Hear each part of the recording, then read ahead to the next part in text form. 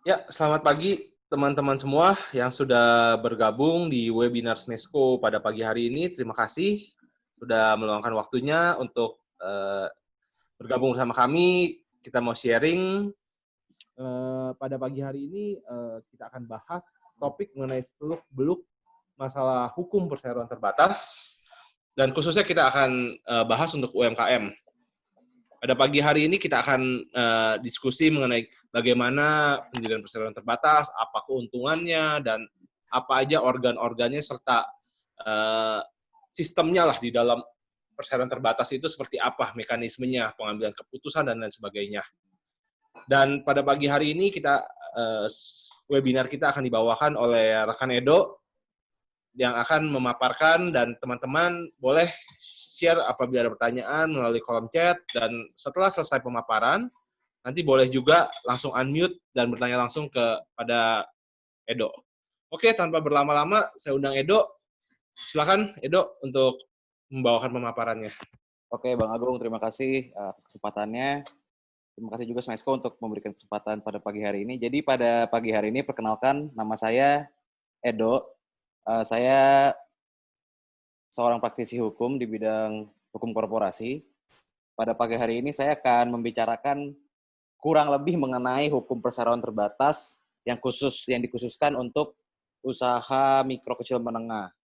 Kalau kita lihat sekarang kan banyak banget nih usaha mikro kecil menengah. Kayak kemarin kita lihat ke Smesco itu usaha mikro kecil menengah tuh banyak banget jenisnya, macam-macam, tapi kebanyakan tuh mereka belum uh, berbadan hukum, berbadan perseroan terbatas kayak gitu. Oleh karena itu saya sekarang mau coba mendiskusikannya sedikit dengan teman-teman semua. Ya, ini langsung saya share aja presentasinya.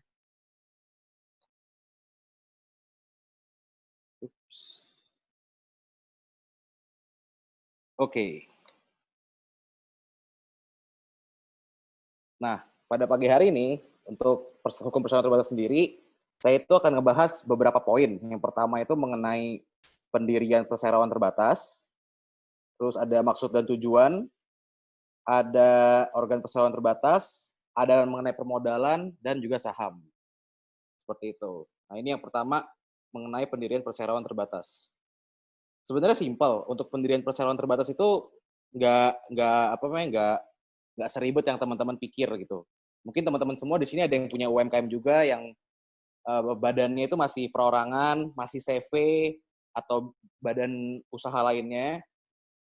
Ini bisa ngelihat di sini untuk proses pendirian perseroan terbatas. Sebenarnya kurang lebih sih bisa memakan waktu 7 minggu ya. Pertama itu pasti ada penentuan dulu nih, kayak nama PT-nya, para pemegang sahamnya, lalu modalnya bagaimana, direksi, komisaris, dan sebagainya. Misalkan kayak nama PT nih, untuk nama PT itu diwajibkan untuk nama bahasa Indonesia sekarang, seperti itu. Terus para pemegang saham. Nah, karena PT ini didirikan berdasarkan perjanjian, jadi minimal itu di dalam perseroan terbatas itu harus ada dua pemegang saham. Pemegang sahamnya bisa perorangan, misalkan saya sama Bang Agung, bisa juga perusahaan sama perusahaan kayak gitu. Terus modalnya gimana? Nanti saya bahas di bawahnya. Misalkan ada modal dasar, modal disetor, dan modal ditempatkan. Lalu di dalam perseroan terbatas juga harus tentukan siapa direkturnya, siapa komisarisnya, seperti itu. Lalu setelah udah menentukan semua aspek dalam perseroan terbatas ini, teman-teman semua bisa lanjut ke notaris. Ke notaris mau membuat perseroan terbatas. Nanti sama notarisnya dibuatkan akta pendirian seperti itu. Nah, akta pendirian ini ntar mencakup anggaran dasar dari perseroan terbatas itu sendiri. Anggaran dasar itu isinya ini. Yang pertama kayak nama PT-nya, para pemegang sahamnya siapa saja, modal, direksi, dan komisaris. Nah, anggaran dasar ini nanti yang dijadikan rujukan untuk perusahaan menjalankan usahanya dalam kegiatannya sehari-hari seperti itu. Nah, setelah membuat akta pendirian di notaris, nanti para pemegang sahamnya hadir, lalu para pemegang saham yang menandatangani akta terkait, lalu setelah aktanya jadi, nanti harus dilaporkan ke Kementerian Hukum dan HAM untuk mendapatkan pengesahan pendirian PT seperti itu. Nah, nanti pengesahannya inilah yang menjadi status badan hukum dari perseroan terbatas yang membedakan perseroan terbatas dengan badan usaha yang lainnya seperti itu. Nanti akan saya bahas di akhir juga kenapa badan hukum itu lebih profitable, lebih menguntungkan bagi para pelaku usaha seperti itu. Nah, setelah melakukan pengesahan, sudah melakukan pendirian, selesai, akta jadi, sudah mendapatkan SK dari Kementerian Hukum dan HAM, dilanjutkan dengan perizinan seperti itu. Nah, perizinan ini nanti biasanya sih kalau udah PT gitu, mereka masuknya ke OSS, ke Online Single Submission yang ada di BKPM. Itu PT-nya baik PT lokal maupun PT PMDN ataupun PT PMA seperti itu. Izin-izinnya apa aja? Izin-izinnya itu izin usaha, tergantung kalau misalkan usahanya industri ada izin usaha industri, kalau izin usahanya nggak non industri bisa izin usaha biasa, lalu ada izin-izin tambahan, izin-izin komersial seperti itu. Oke, kita lanjut.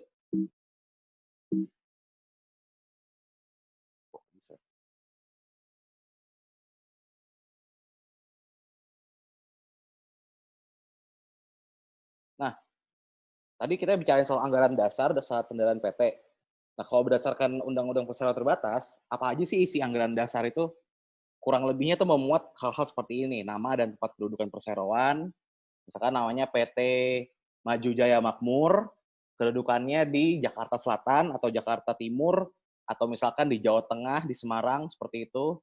Lalu maksud dan tujuan serta kegiatan usaha perseroan. Nah, ini yang paling penting, sebenarnya juga penting banget teman-teman, karena maksud dan tujuan perseroan ini nantinya juga akan menentukan izin usaha apa yang teman-teman dapat. Jadi sebelum memulai usaha nanti harus mencari dulu nih kegiatan usaha apa yang cocok untuk perusahaan teman-teman gitu. Lalu jangka waktu berdiri perseroan, misalkan berapa lama atau tidak ada jangka waktu juga bisa seperti itu. Lalu besaran modal dasar, modal disetor, dan modal ditempatkan, jumlah saham dan klasifikasi saham, misalkan jumlah sahamnya 5.000 gitu. Lalu klasifikasi sahamnya ada apa saja nih, misalkan kalau teman-teman bisa lihat kayak startup itu kan teman-teman sering baca kayak Gojek, seri A, seri B, seri C, seperti itu. Nah, itu ada klasifikasi saham. Seri A, seri B, seri C bisa memiliki hak dan kewajiban yang berbeda-beda, seperti itu.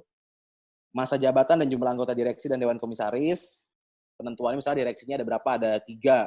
Satu menjadi presiden direktur, duanya lagi jadi direktur biasa, seperti itu. Sama dengan dewan komisaris. Misalkan dewan komisarisnya 2, lalu satunya jadi presiden komisaris, yang satunya lagi menjadi komisaris biasa, seperti itu. Lalu penetapan tempat dan tata cara penyelenggaraan RUPS. Jadi nanti di anggaran dasar tuh menentukan, misalkan RUPS-nya bagaimana caranya, panggilannya bagaimana, seperti itu. Lalu tata cara pengangkatan, penggantian, pemberhentian anggota direksi dan dewan komisaris, dan tata cara penggunaan laba dan pembagian dividen. Misalkan kalau PT ini kan menggunakan saham, jadi nanti dividennya itu biasanya berdasarkan berapa besar jumlah saham kita yang kita setorkan ke perusahaan itu sendiri, kayak gitu. Jadi nanti biasanya antar pemegang saham tuh udah menyetujui, misalkan kalau untungnya sekian persen, kita akan membagikan laba sekian persen, kayak gitu. Seperti itu. Nah, ini dia. Maksud dan tujuan perseroan terbatas. Oke, teman-teman, kalau ada yang mau ke kolom chat teman-teman, nanti bisa kita diskusikan dan bantu jawab, seperti itu. Nah, untuk ini maksud dan tujuan perseroan terbatas ini ada di pasal 3 anggaran dasar perseroan terbatas, misalkan. Anggaran dasar ini tadi juga yang akta pendirian itu termasuk anggaran dasar dari perseroan itu sendiri. Nah, gimana sih cara kita nentuin maksud dan tujuan perseroan terbatas ini sendiri, kayak gitu. Misalkan teman-teman udah punya rekan untuk ngebangun bisnis, kayak gitu. Terus teman-teman mau bangun bisnis apa ya? Ini maksud dan tujuannya saya isi pakai apa ya, kayak gitu. Nah, teman-teman bisa ngerujuk ke klasifikasi baku lapangan usaha di Indonesia atau namanya KBLI tahun 2017, seperti itu. Nah, ini saya akan berikan ininya, KBLI-nya seperti apa bentuknya. Teman-teman bisa search juga di Google kalau untuk KBLI.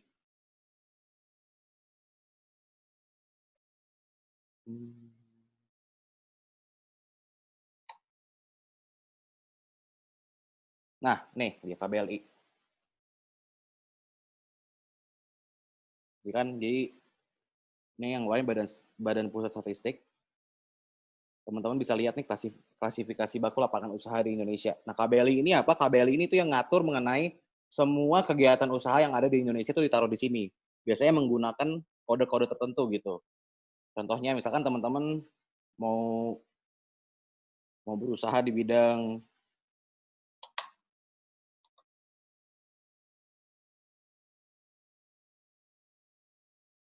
misalkan perdagangan gitu.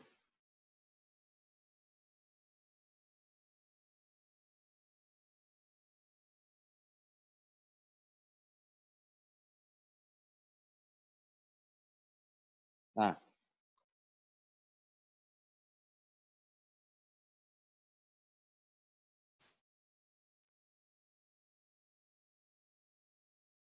ini misalkan teman-teman mau jual uh, hasil pertanian dan hewan hidup kayak gitu misalkan. Nah, ini misalkan ini ada deskripsinya di sini.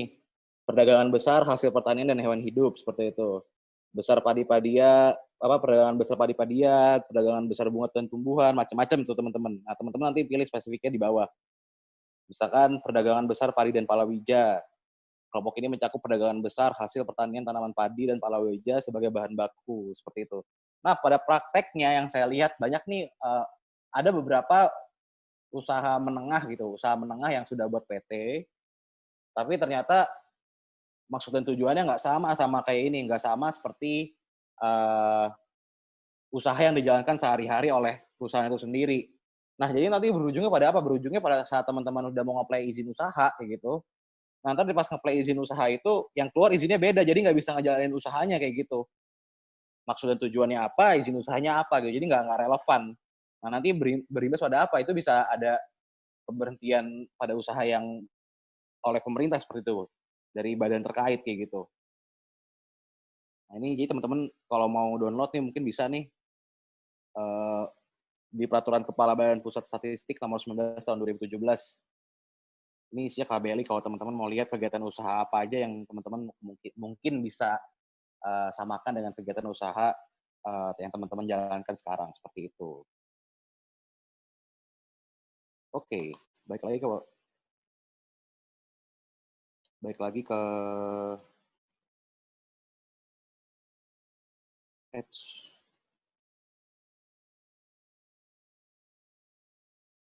presentasinya.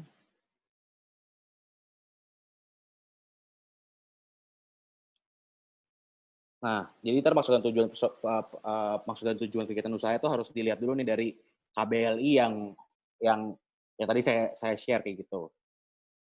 Nanti kalau udah dipilih, teman-teman bisa infokan ke notarisnya. Setelah infokan ke notarisnya itu, nanti teman-teman bisa, ntar notarisnya akan menuangkannya di akta pendirian atau di anggaran dasar dari perusahaan yang teman-teman bangun seperti itu. Nah, lalu selanjutnya di dalam perseroan itu juga ada direksi perseroan terbatas. Nah, direksi perseroan terbatas adalah salah satu organ dari perseroan. Ini secara umum inilah syarat-syarat untuk menjadi direksi perseroan, seperti itu berdasarkan Undang-Undang Perseroan Terbatas. Yang pertama, direksi merupakan orang yang pelaku yang cakap untuk melakukan perbuatan hukum, jadi sudah dewasa. Lalu dalam waktu 5 tahun sebelum pengangkatannya tidak pernah dinyatakan pahit oleh suatu pengadilan, menjadi anggota direksi atau dewan komisaris yang dinyatakan bersalah pada suatu perseroan terbatas hingga terjadi kepailitan terhadap perseroan terbatas. Kepailitan itu kayak semacam bangkrut lah kayak gitu. Lalu dihukum karena melakukan tindak pidana yang merugikan keuangan negara atau yang berkaitan dengan sektor keuangan. Ini kalau secara general organ perseroan terbatas itu ini, direksi itu persyaratannya ini. Nah, direksi ini nanti diangkat dan diberhentikan oleh RUPS. Jadi ketika kita mau mengangkat direksi baru, itu biasanya RUPS yang mengangkat. RUPS itu rapat umum pemegang saham. Jadi teman-teman selaku pemilik usaha tuh punya hak untuk mengangkat direksi dari perseroan kayak gitu. Tadi seperti yang saya jelaskan, apabila terdapat lebih dari satu direksi, maka yang satunya itu harus jadi direktur utama. Nah, tapi kalau teman-teman menjalankan usahanya ini kan cuma berdasarkan UPT, tapi di beberapa peraturan itu ada pengalaman-pengalaman lain yang harus dimiliki oleh seorang direksi. Misalkan ini saya lihat di peraturan OJK mengenai peer-to-peer lending. Kalau mengenai peer-to-peer lending itu, biasanya direksinya itu harus mempunyai pengalaman. Selain syarat umum ini, mereka harus memiliki pengalaman minimal sekitar 2 tahunan untuk bisa menjadi direktur di peer-to-peer lending seperti itu. Jadi harus punya pengalaman secara 2 tahun di perusahaan finansial, misalkan bank, atau misalkan peer-to-peer juga, atau misalkan pokoknya institusi keuangan seperti itu. Atau misalkan di tempat lain, misalkan mungkin ya di perbankan juga mungkin seperti itu. Tapi yang saya tahu itu di peer-to-peer lending seperti itu. Jadi, tapi kalau untuk usaha kayak perdagangan itu biasanya nggak ada sih. Biasanya in general kayak gini aja udah bisa menjadi direksi perseroan seperti itu. Nah, apa aja sih kewenangan dari si direksinya itu? Nah, kewenangan direksi itu ada dua. Ada yang pertama mewakili perseroan terbatas. Jadi direksi itu diibaratkan seperti utusan khusus lah dari perseroan terbatas gitu kan. Kalau misalkan ngakuin hal-hal di luar bersama dengan pihak ketiga lainnya kayak gitu. Lalu yang kedua menjalankan pengurusan perseroan terbatas. Nah, mewakili perseroan terbatas ini apa? Dia ngewakilin perseroan terbatas dalam setiap kegiatan sehari-hari perseroan terbatas. Misalkan perseroan terbatas mau melakukan penandatanganan perjanjian kerjasama dengan pihak lain seperti itu. Nah, itu biasanya yang tanda tangan dari direksi perseroan kayak gitu. Nah, yang sering muncul nih di yang saya lihat ya di kegiatan usaha UMKM ini, mereka mungkin yang sering melakukan kerjasama dengan pihak ketiga lain, tapi yang tanda tangan bukan direksi kayak gitu. Sebenarnya bisa asalkan ada surat kuasa, tapi kebanyakan tuh yang tanda tangan misalkan bukan direksinya. Nah, itu biasanya bisa tidak berlaku perjanjian karena pihak yang mewakili perseroan terbatas itu tidak cakap, misalkan tidak cakap karena bukan merupakan orang yang seharusnya mewakili perseroan terbatas kayak gitu. Jadi ingat kalau perseroan terbatas itu harus diwakili oleh direksinya perseroan terbatas itu sendiri untuk melakukan kerjasama dengan pihak ketiga lainnya, misalkan seperti itu. Lalu dia juga menjalankan pengurusan perseroan terbatas, misalkan dia menjalankan pengurusannya secara sehari-hari, misalkan controlling, dia melihat bagaimana kinerja satu karyawan dengan karyawan yang lain, seperti itu. Jadi direksi ini harus ada dan dia mewakili perseroan. Seperti itu. Nah, yang kedua habis direksi ada dewan komisaris perseroan terbatas. Sama kayak sama dengan anggota direksi. Anggota dewan komisaris ini juga harus ada di perseroan terbatas. Sifatnya wajib. Nah, komisaris ini kurang lebih persyaratannya sama seperti direksi.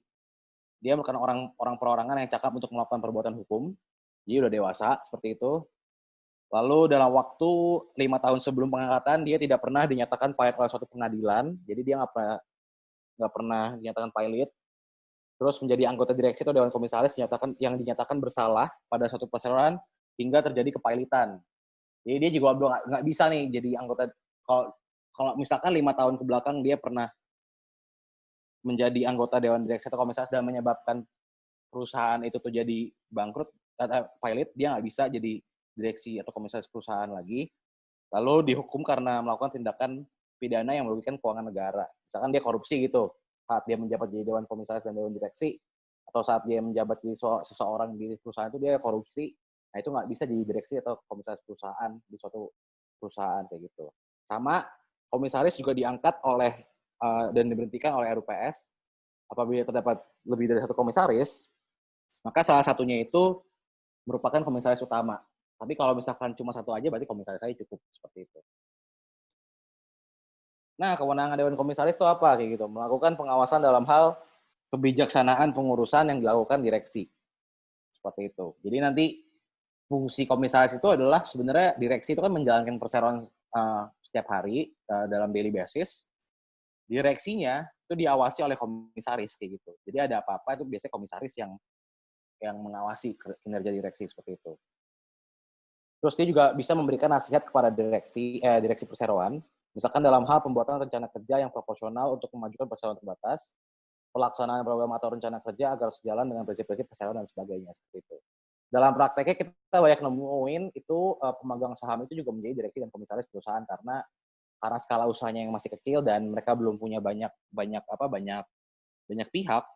Jadi mereka biasanya ada opsi juga mereka menjadi pemegang saham 2 orang, lalu mereka juga bisa jadi direksi dan komisaris seperti itu. Mungkin kalau untuk usaha-usaha yang baru memulai kayak usaha kecil menengah itu bisa menggunakan opsi seperti itu sih. Di direksinya, komisarisnya juga merupakan pemegang saham dari perseroan terbatas itu sendiri. Kayak gitu teman-teman. Nah ini dia permodalan perseroan terbatas seperti yang tadi saya udah sampaikan di awal. Jadi di anggaran dasar itu juga diatur mengenai permodalan perseroan terbatas. Ini merupakan salah satu aspek yang ada di anggaran dasar perseroan terbatas. Nah, modal perseroan itu dibagi menjadi 3 sebenarnya teman-teman. Nggak cuma modal aja kayak gitu. Modal aja, kalau dalam perseroan terbatas itu dibagi menjadi 3. Jadi satu ada modal dasar. Modal dasar itu berarti seluruh nominal saham perseroan yang disebutkan dalam anggaran dasar. Nah, seluruh saham itu biasanya nanti diterbitkannya oleh modal ditempatkan dan modal disetor, seperti itu.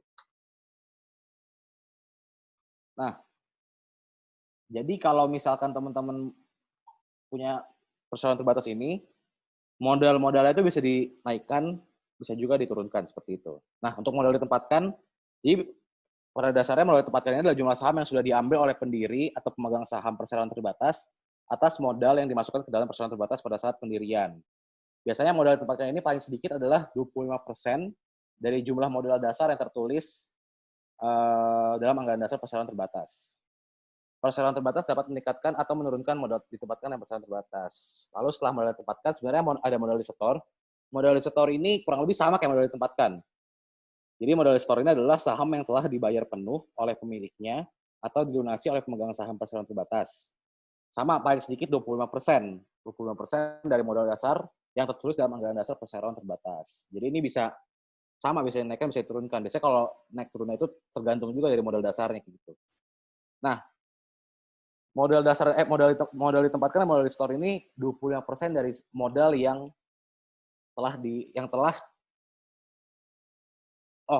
modal tempatkan modal store-nya adalah modal 25% dari modal dasar. Jadi biasanya di anggaran dasar itu tertulis modal dasarnya berapa, misalkan 50 juta gitu, 50 juta. Nah, modal ditempatkan modal di store-nya itu minimal 25% dari 50 juta kayak gitu. Berapa, 17,5 juta ya. Sekitar segitulah. Misalkan kayak gitu, 60 juta, berarti modal ditempatkan modal di store-nya 20 juta, seperti itu. Bisa lebih, tapi nggak boleh kurang dari 25%. Misalkan teman-teman modal dasarnya 30 juta kayak gitu, 30 juta. Mau di store penuh, boleh. Nggak harus 25% dari 30 juta, bisa langsung di store penuh. Jadi 30 juta, modal tempatkan modal di store-nya 30 juta juga, itu bisa, seperti itu.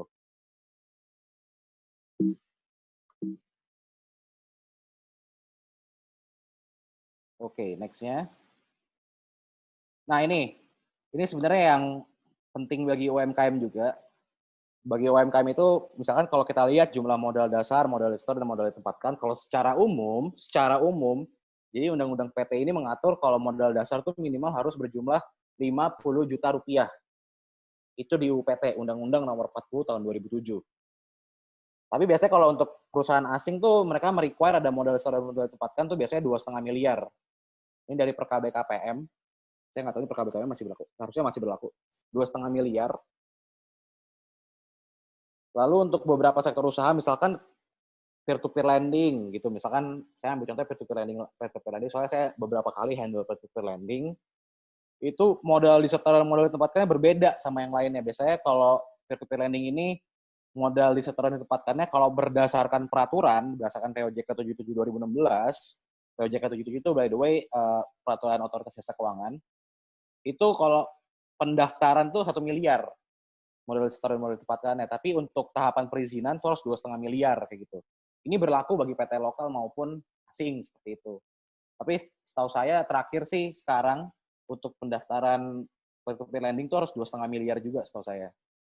Seperti itu. Nah, untuk UMKM ini sebenarnya modal dasar ini bisa di bawah 50 juta kalau berdasarkan PP 29 tahun 2016. Nah, ini tujuannya untuk apa? Kalau saya coba lihat, tujuannya ini 50 juta, bisa di bawah 50 juta ini agar pelaku UMKM ini mau membuat PT karena modalnya nggak besar kayak gitu. Kalau 50 juta mungkin, wah Pak terlalu besar nih Pak, 50 juta, kita nggak punya duit segitu misalkan. Jadi bisa di bawah 50 juta. Setahu saya ada beberapa, saya baca semalam di artikel tuh beberapa notaris sudah ada yang bisa nerima kayak 10 sampai 15 juta untuk modal dasar kayak gitu bisa. Jadi itu harus dimanfaatkan kayak gitu. Jadi teman-teman yang punya usaha mungkin bisa dijadikan PT juga dengan berdasarkan PP 29 tahun 2016 ini yang memperbolehkan usaha UMKM itu memiliki modal dasar di bawah 50 juta rupiah. Seperti itu.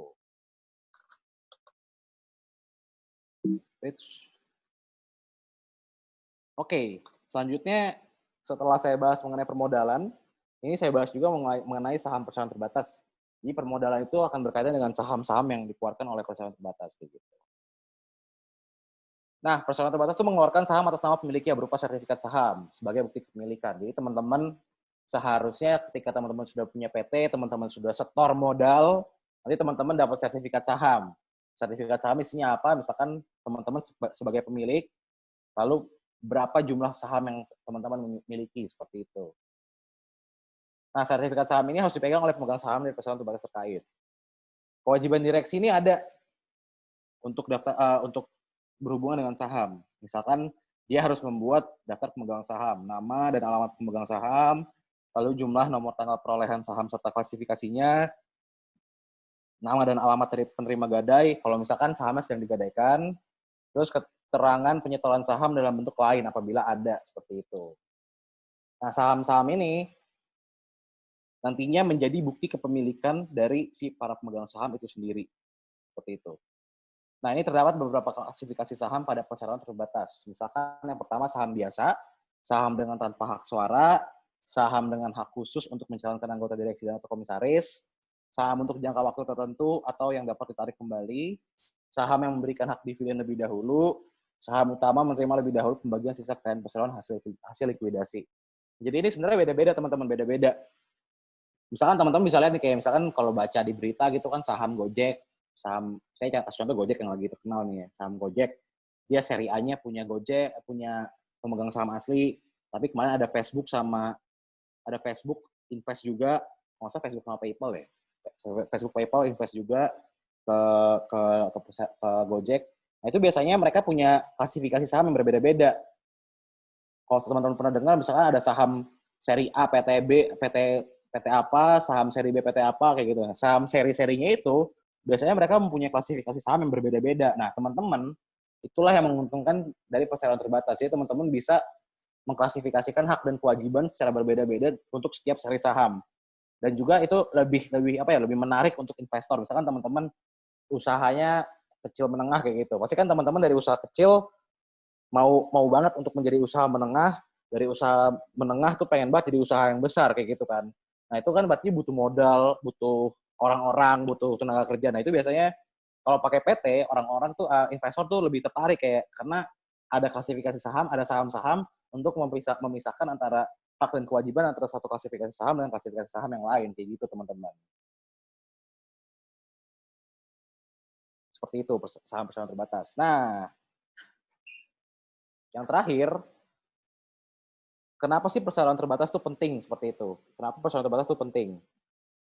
Yang pertama karena pastinya perseroan terbatas itu ada pembatasan harta. Pembatasan harta tuh jadi kalau misalkan kita lihat CV, kita lihat usaha perorangan, UD atau semacamnya yang badan usaha tidak berbadan hukum, itu nggak ada pembatasan harta, teman-teman. Jadi ketika teman-teman punya CV misalkan, lalu teman-teman CV-nya ngutang, nggak bisa bayar, gitu misalkan. Itu kewajiban teman-teman sebagai pemilik CV, itu dikejar juga sampai harta pribadi teman-teman. Sedangkan kalau perseroan terbatas, karena dia berstatus badan hukum, dan dalam bahasa Inggris kalau kita lihat limited liability berarti pembatasan tanggung jawab kayak gitu kan. Jadi ketika misalkan perseroan terbatasnya rugi ya, berarti ruginya itu hanya sebatas saham yang teman-teman setorkan kayak gitu, nggak bakal sampai ke harta pribadi teman-teman kayak gitu.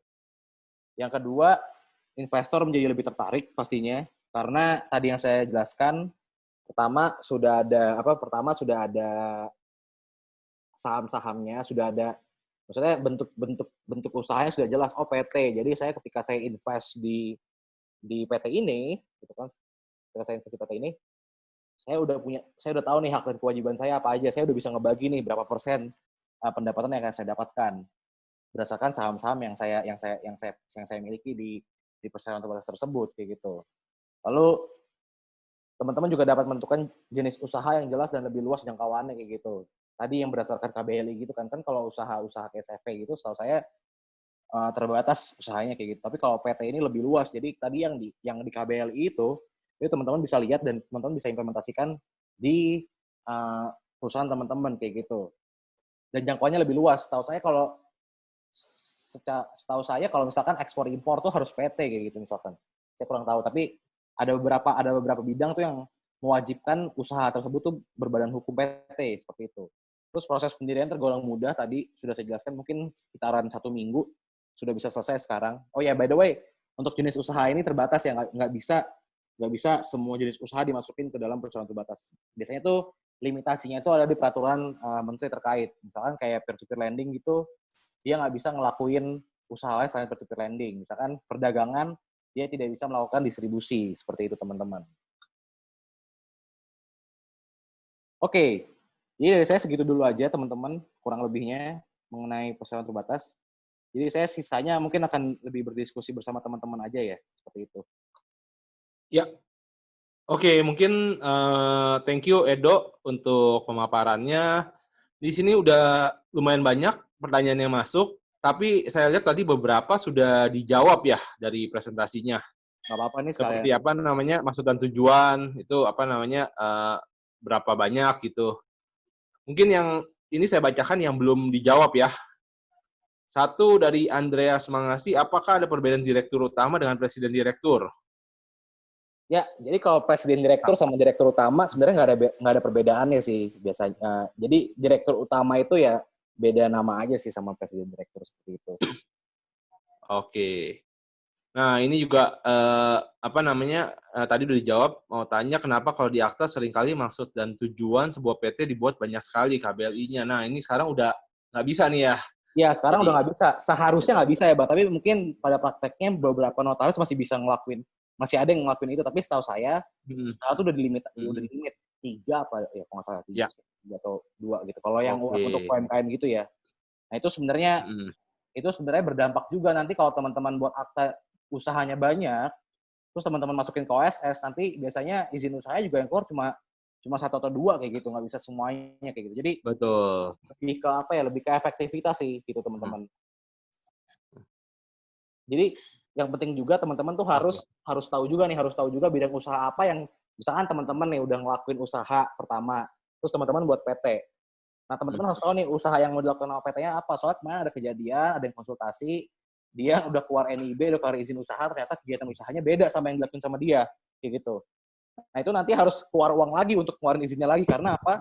Aktanya harus diubah betul, gitu, harus ada perubahan akta, iya, harus bayar notaris lagi, harus ke OSS lagi, kita ngajuin perubahan apa? Kita ngajuin perubahan akta, ngajuin perubahan mhm, maksud tujuan, terus ke Kemenkumham mhm, lagi, dan setelah itu sudah baru bisa diubah izin usahanya seperti itu. oke, oke. Nah, next question, apabila suatu PT akan mengalami kepailitan, bagaimana pertanggungjawaban PT kepada investor atau pemegang saham?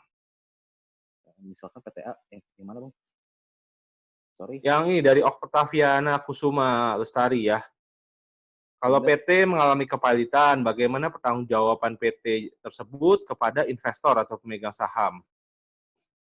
kalau kepailitan, Mhm, biasanya tergantung ini ya, tergantung dia, maksudnya posisi posisi apa ya, perjanjian antara pemegang sahamnya gimana gitu sama investornya seperti itu. Biasanya kan itu kan kalau mhm, kepailitan harus ada kreditur yang didahulukan terlebih dahulu gitu kan. bukan. Ya, Seperti itu kurang ya lebihnya itu ya. jadi mesti clear dulu, apa namanya, investornya ini dia posisinya itu investornya hold, memegang saham atau memberikan utang. Kalau dia memberikan utang, tentunya di posisinya adalah kreditur. Nah, Iya, itu betul. didahulukan gitu. Kalau dia pegangnya saham si investornya, ya dia apa namanya, bersamaan dengan si pemegang saham lainnya gitu. Biasanya paling terakhir lah dalam Biasanya paling kepailitan. terakhir ya kayak gitu. Jadi Ya, biasanya krediturnya dulu yang di iniin di apa didahulukan gitu. Tapi tergantung ini sih tergantung dari dibayarkan terlebih dahulu. iya tergantung dari putusannya gimana seperti itu. Betul. Oke. Oke.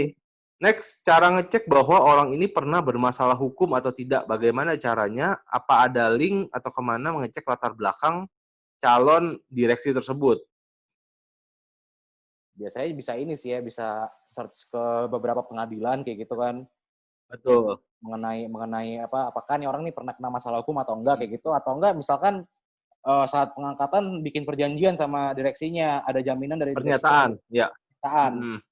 bahwa direksinya itu nggak pernah nggak pernah terlibat dalam kasus hukum tersebut, kasus hukum yang membuat apa yang mempairitkan perusahaan atau yang merugikan negara korupsi seperti itu biasanya pakai itu sih.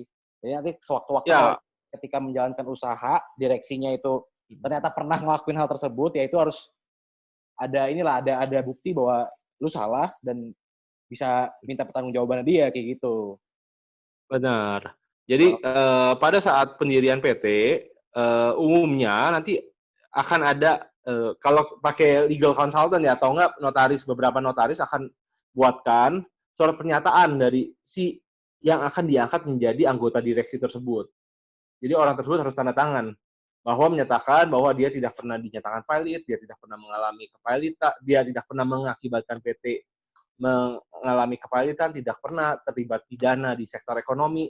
Biasanya harus ada surat pernyataan itu dulu gitu sebelum dia bisa diangkat, belum masuk ke akta gitu. Oke, next question ya, Dok. Ya, next question. Dari Andi nih, saya sudah apply izin usaha di OSS tapi belum aktif. Setelah ditanyakan ke OSS, katanya harus melalui PTSP ke daerah nih ya. Berarti ketika saya ke PTSP dilempar lagi ke OSS. Bagaimana ini solusinya? Pada prakteknya seperti itu. Maksudnya nggak semua izin. Jadi kan kalau kita nge-apply izin usaha di OSS kan biasanya kan izin usahanya keluar, ada komitmen A, B, C, D yang harus dilakukan oleh perusahaan kayak gitu kan. Nah, memang beberapa komitmen itu masih harus dipenuhi melalui PTSP kayak gitu. Jadi nanti OSS menerbitkan izin usaha yang udah memenuhi komitmen, yang komitmennya sudah dipenuhi. Lalu, tapi sebelumnya komitmennya itu harus dipenuhi dulu misalkan di PTSP seperti itu. Tapi ini saya kurang tahu misalnya bidang usahanya apa. Biasanya kalau yang kayak gitu tuh izin usaha industri kita pernah ngurus, kita pernah coba liaise sama OSS. Nah, kata OSS-nya gitu, Bapak harus ke PTSP dulu untuk bisa ngurus izin usaha komitmen izin usaha industri ini. Nanti kalau komitmennya sudah diurus sesuai dengan persyaratan yang dikeluarkan oleh PTSP, waktu itu saya PTSP DKI Jakarta. Nanti dari PTSP DKI Jakarta bisa ngelempar ke OSS, nanti di OSS ngeluarin lagi izin usaha yang sudah tidak yang komitmennya sudah terpenuhi seperti itu. Oke. Next ada pertanyaan dari ini Bro Fauzi. Pada PT ada pemisahan harta dengan pemegang saham, maksudnya A memiliki saham 50% dari PT, modalnya 50 juta. Misalkan PT tidak mampu membayar hutang sejumlah 100 juta. Apakah yang A harus bayar itu 25, 50 juta atau bagaimana ya? Bagaimana dengan maksud ganti rugi sesuai dengan jumlah saham? Pada PT ada pemisahan harta dengan pemegang pasar. PT ada pemegang saham mungkin maksudnya ya. Saham ya. A memiliki saham dan PT dengan modal dasar 50 juta. Misalkan PT tidak mampu membayar hutang sejumlah 100 juta. Apakah yang A harus bayar 25 juta, 50 juta atau bagaimana ya? A ini PT apa ya? A memiliki saham. A pemegang sahamnya. A pemegang sahamnya itu harus yang bayar PT-nya aja. A-nya ya cuma PT-nya. Iya, PT-nya. Ya. A-nya nggak bertanggung jawab karena kan ini limited. A-nya nggak bertanggung jawab. Betul. Misalkan pas pelaku perjanjian utang piutang si A ini misalkan ngasih jaminan perorangan kayak gitu. Nah, itu harus misal kayak gitu. Ganti rugi. Tapi ini kalau di sini kan saya lihat konteksnya kan cuma utang utang PT sama orang. Jadi ya A ini sebenarnya nggak bertanggung jawab. Dia pemegang saham ya cuma cukup total berapa saham yang setor sama dia. Nah, itu yang harus dibayar, yang harus jadi ganti utang ke ininya, ke pemberi utangnya seperti itu. Oke. Kemudian ada pertanyaan ini dari Pak Andreas terkait dengan modal atau bentuk saham-saham yang ditawarkan ke investor untuk usaha food and beverage, baiknya penawaran bentuk atau modal saham seperti apa saja yang bisa ditawarkan yang tidak memberatkan owner tersebut. Mungkin ini maksudnya untuk mau investor kali ya, untuk menawarkan ke investor, bentuknya seperti apa nih? Oh iya. Jadi ini sebenarnya kayak misalkan Pak Andreas punya PT gitu ya. Pak Andreas sama saya punya PT. Terus dia mau nawarin ke investor, yang mau ada investor masuk untuk usaha food and beverage kayak gitu ya. Baiknya penawaran bentuk atau modal saham yang seperti apa saja yang ditawarkan. Itu tergantung dari ini sih Pak, tergantung dari Bapak sama investornya mau diduluannya kayak gimana kayak gitu. Biasanya bisa dengan Bapak jual saham Bapak juga, bisa juga Bapak dengan penerbitan saham baru. Biasanya nanti sebelumnya Bapak harus membuat itu perjanjian pemegang saham antara si investor sama pemegang saham di PT. Nah, itu nanti diatur aja secara detail bagaimana hak dan kewajiban dari masing-masing pihak. Misalkan investornya mau masuk nih, investornya ngasih 10 miliar misalkan ke PT Bapak kayak gitu, tapi dia mau dalam waktu 2 tahun tuh usaha food and beverage-nya itu sudah punya cabang 50 kayak gitu misalkan Pak. Seperti itulah Pak. Jadi itu harus antara Bapak sama investornya itu harus udah dibilang dulu seperti itu. Nah, baiknya si pemegang saham si investornya itu pas masuk dia udah megang dia megang saham yang klasifikasinya beda sama Bapak gitu. Untuk memisahkan hak dan kewajibannya sama hak kewajiban Bapak pada perusahaan tersebut seperti itu. Oke, mungkin sedikit menambahkan. Jadi prinsipnya ketika kalau tidak mau memberatkan adalah investasinya bentuknya adalah kepemilikan modal saham.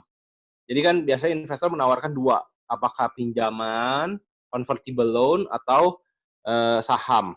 Maka tentunya yang tidak menimbulkan kewajiban utang bagi si owner atau PT-nya adalah saham. Nah, kemudian sahamnya itu nanti perlu dinegosiasikan betul tadi yang Edo jelaskan, mesti clear di perjanjian pemegang saham maupun di perjanjian investasinya. Tapi sebelum itu perlu juga di term sheet-nya ketika ditawarkan term sheet oleh investor, mohon diperhatikan benar-benar, Pak.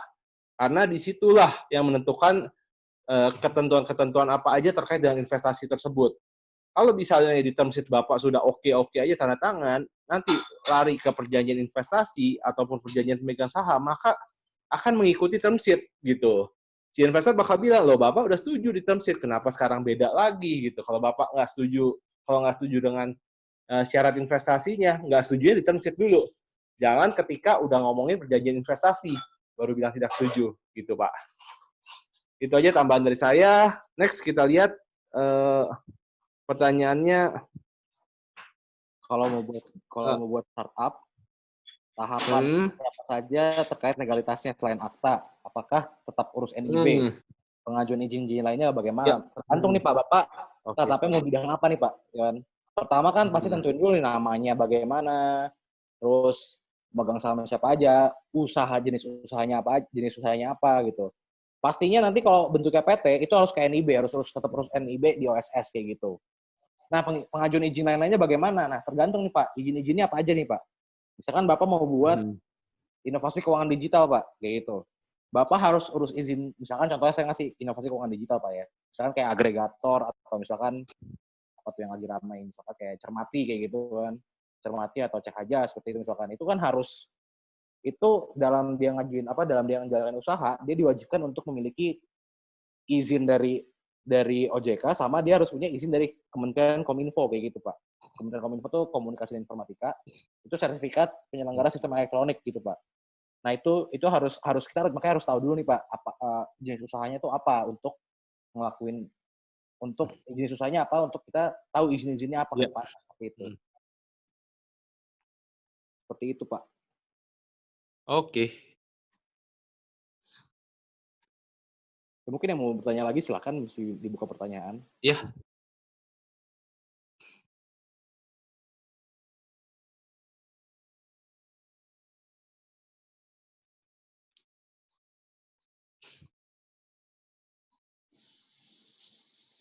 Ya, pastinya teman-teman harus tadi yang saya kasih misal KBLI itu harus dibaca juga jenis usaha apa yang cocok untuk usaha teman-teman kayak seperti itu.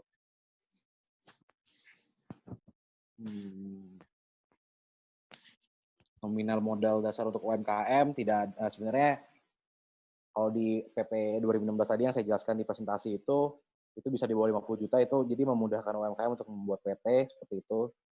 Soalnya kalau saya lihat data-data di luar negeri itu kebanyakan memang UMKM di luar negeri itu juga udah berbentuk badan PT kayak gitu karena perlindungannya jelas sudah bersatu sesuai dengan hukum gitu. Ada pemisahan harta antara pemilik sama PT-nya sendiri kayak gitu.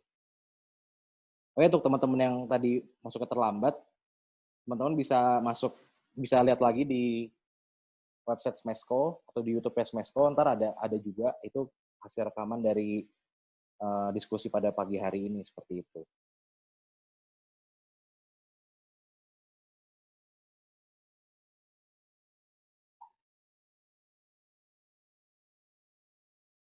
Ya, ada lagi yang mau bertanya? Ada yang resin? Iya. Boleh kalau mau unmute.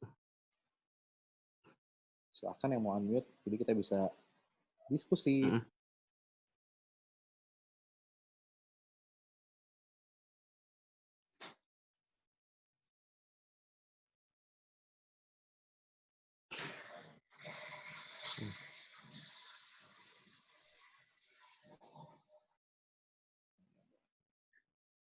Mohon izin unmute, Pak. Silakan. Siapa namanya? Ya Raham Sarabi.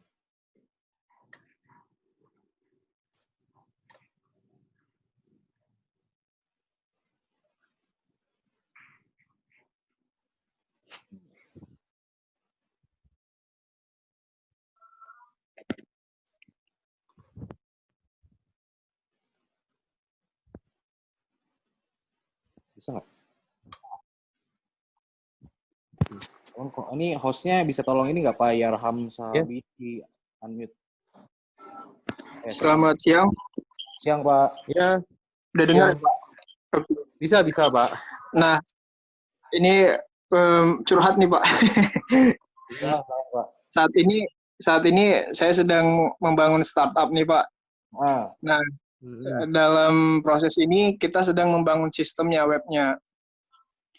Saya masih bertanya-tanya nih, apakah startup itu perusahaannya nanti, saya mau buat PT-nya, apakah itu UMKM ataukah perusahaan secara umum?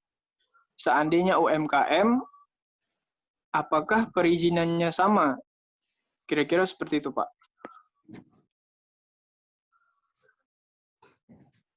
Oke, Pak. Jadi Bapak bingung nih, statusnya mau UMKM atau startup. Apakah beda nih? Sebenarnya kalau secara kita lihat sih tergantung dari ini, Pak. Tergantung dari permodalan juga, Pak. Karena kan kalau UMKM itu kan biasanya bisa di bawah 50 juta kayak gitu, Pak. Seperti itu, Pak. Oh, berarti tergantung juga nih Pak, izin Bapak bidang usahanya apa nih Pak? Ada nggak peraturan pemerintah yang require? Apa? Tadi bidang usahanya apa Pak? Bidang usahanya apa Pak? Marketplace. Kayak Tokopedia seperti itu ya Pak, maksudnya ya? Lebih cenderung kepada B2B sih ya. Ya, kayak B2B gitu Pak ya? Ya. Berarti kita boleh startup, UMKM, startup digolongkan UMKM jika modalnya 50 juta, kira-kira seperti itu, Pak? Ya, kurang lebih kayak gitu, Pak. Tapi, kurang lebih sih kayak gitu, Pak. Sebenarnya nggak ada ini sih, Pak. Nggak ada rigidnya bagaimana sih, Pak. Setahu saya tuh kalau UMKM itu digolongkan berdasarkan pendapatannya, setahu saya, Pak ya. Betul. Berdasarkan pendapatannya itu ada di undang-undangnya kalau nggak salah. Saya waktu itu pernah baca. Ya. Oh, berarti mungkin bukan di akta atau di itunya ya? Nggak, Pak. Iya. Di akta sama aja, Pak. Kalau di akta, izin tuh sebenarnya sama aja kayak gitu, Pak. Iya, akta izin sama. Jadi yang menentukan perusahaan kita itu nanti PKP ataupun UMKM, pajaknya itu dari proses mana? Penghasilannya Pak biasanya Pak, dari penghasilannya kalau PKP gitu penghasilan. Omsetnya berapa Pak? Berarti waktu kita mengetahui itu waktu memperoleh NPWP perusahaannya atau waktu udah profit? Ketika sudah berjalan Pak perusahaannya Pak. Jalan terus sudah ada laporan, baru bisa ngeliat Pak. Oh gitu. Iya. Oke. Jadi kalau misalkan biasanya Pak ya, kalau di akta itu semua general Pak sama. Bidang usaha, permodalan, ya itu. Ya sama semua lah Pak, kayak gitu Pak, kurang lebihnya Pak. Oke. Nah, mengenai HAKI nih Pak, HKI. Itu kan kalau saya lihat perbedaannya antara perusahaan umum atau yang umum dengan UMKM kan agak beda tuh harganya tuh. Nah, gimana kalau kita ini startup pun nggak ada duit banyak kan? Gimana kalau kita tuh masuknya itu untuk mendaftar hak UMKM gitu, untuk brandnya kita gitu. Kalau perusahaan umum kan harganya lumayan untuk daftar brand. Nah, kalau UMKM kan agak murah. Nah, biasa apa sih syarat supaya kita bisa masuk tuh startup kita di harganya yang UMKM gitu? Kalau saya tuh kalau ini Pak, kalau HAKI itu kan daftarinnya kan ke Kementerian Hukum dan HAM tuh Pak. Dirjen Haki. Saya nggak tahu tuh ada perbedaan harga antara, saya belum pernah tahu ada perbedaan harga. Mungkin sih coba saya cek Pak ya untuk hakinya. Gitu. Dan tentunya gini Pak, kalau Bapak tulis modalnya 1 miliar, ya udah kelihatan, wah ini bukan UMKM nih gitu. Iya, Bapak ya modalnya yang minimum lah gitu Pak. 50 ya, 50. Kalau mau ya 50 juta gitu Pak. Baik. Iya. Oke. Terima kasih. Sama-sama Tadi Pak. tadi ada Rona ya mau bertanya. Udah di-unmute?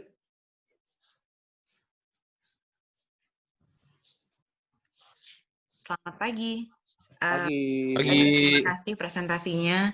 Saya mau menanyakan satu hal ini aja sih terkait dengan saya banyak bicara sama teman-teman yang punya UMKM.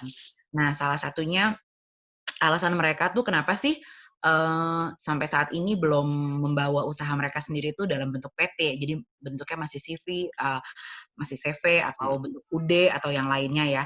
Salah satunya itu terkait perpajakannya. Mereka bilang bahwa nanti kalau misalnya jadi PT, pajaknya jadi naik gitu. Padahal kalau yang saya dengar dari Edo tadi, sebetulnya banyak sekali keuntungan kalau misalnya satu usaha UMKM itu bentuknya PT ya. Maksudnya kalau kita lihat ke depannya banyak keuntungannya dan banyak perlindungannya juga kepada ownernya. Nah, boleh dikasih tahu nggak kalau pendapatnya Edo sendiri tuh gimana gitu terkait dengan hal ini? Oke. Thank you. Ya, terima kasih Ibu Rona. Jadi masalah perpajakan ya, sebenarnya saya juga bukan ahli pajak, tapi kalau menurut pandangan saya pribadi, bagusnya itu kan sebenarnya kan malah pajaknya kan terpisah ya antara PT-nya sama perorangannya gitu, jadi nggak campur aduk. Nah, pertanyaannya gini, ketika kita usaha perorangan, dapat masukan sampingan misalkan dari usaha kita kayak gitu, itu pajaknya dilaporin atau tidak seperti itu? Karena kan pelaporan pajak kan kalau kita tahu kan sekarang kan secara manual tapi by internet kayak gitu kan. Dan setahu saya sistemnya itu sampling gitu, dilihat nggak semuanya dilihat, maksudnya nggak semuanya dilihat kayak gitu. Nah itu pertanyaannya yang usaha perorangan gitu apakah dilaporkan atau tidak kayak gitu. Kalau misalkan di PT, nah kalau PT ini sebenarnya kan kenapa lebih bagus menurut saya karena ada pemisahannya itu ya, pajak PT dibayar sendiri, pajak saya dibayar sendiri gitu. Kalau masalah jumlahnya saya kurang paham seperti itu, tapi baiknya kayak gitu. Jadi nggak ada percampuran antara pajak pribadi dan pajak usaha yang saya jalankan seperti itu. Nggak amburadul lah menurut saya kayak gitu. Itu sih menurut saya sih. Dan pastinya kan kalau kita jalan pakai PT itu kan growth-nya lebih, kita punya banyak kesempatan untuk mengembangkan bisnis kita ya. Emang fair-fairannya gitu, pendapatan makin besar ya pajaknya makin besar lah kayak gitu intinya. Seperti itu menurut saya sih. Mungkin Bang Agung ada tambahan?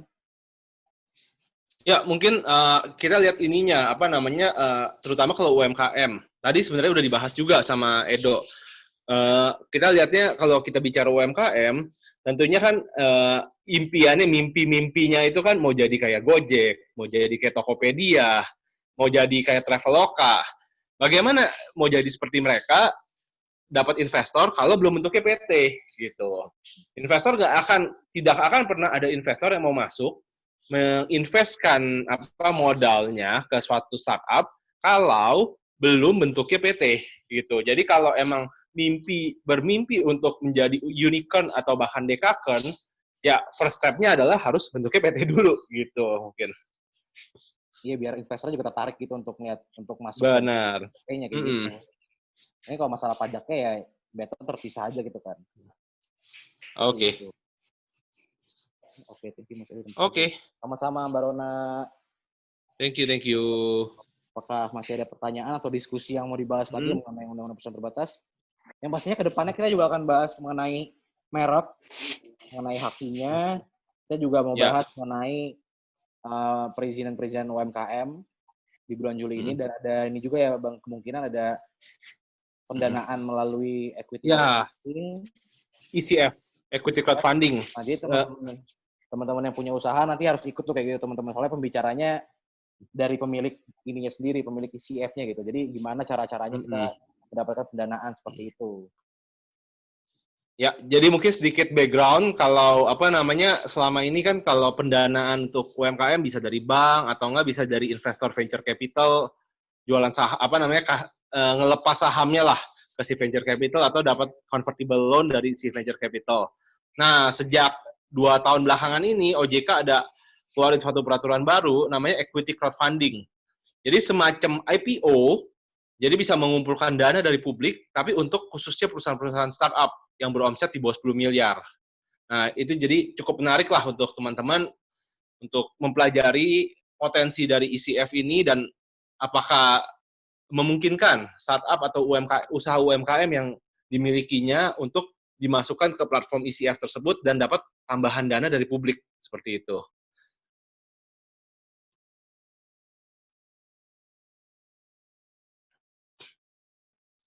Oke, kita tunggu mungkin 5 menit lagi ya.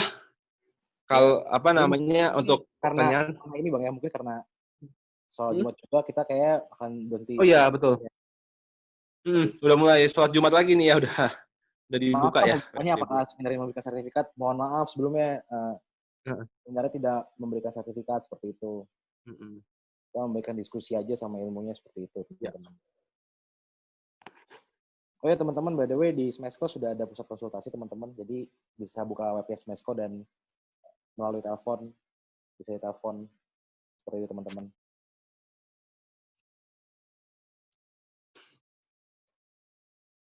Oke.